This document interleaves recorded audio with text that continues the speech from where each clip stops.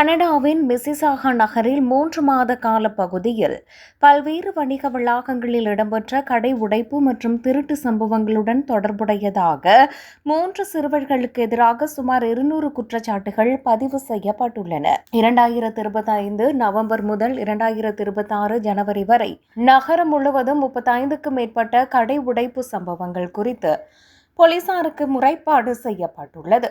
அனைத்து சம்பவங்களிலும் 2007ஆம் ஆண்டு தயாரிக்கப்பட்ட வெள்ளி நிற ஆகுரா RTX மற்றும் 2009ஆம் ஆண்டு ஹையுண்டா எலாட்ரா உள்ளிட்ட பல்வேறு வாகனங்கள் பயன்படுத்தப்பட்டதாக தெரிவிக்கப்பட்டுள்ளது. ப்ராஜெக்ட் டொரண்டோ எனப்படும் விரிவான விசாரணையின் ஒரு பகுதியாக பிப்ரவரி 10ஆம் தேதி மிசிசாகாவில் உள்ள 3 வீடுகளிலும் ஒரு வாகனத்திலும் 4 தேடுதல் உத்தரவுகள் அமுல்படுத்தப்பட்டன.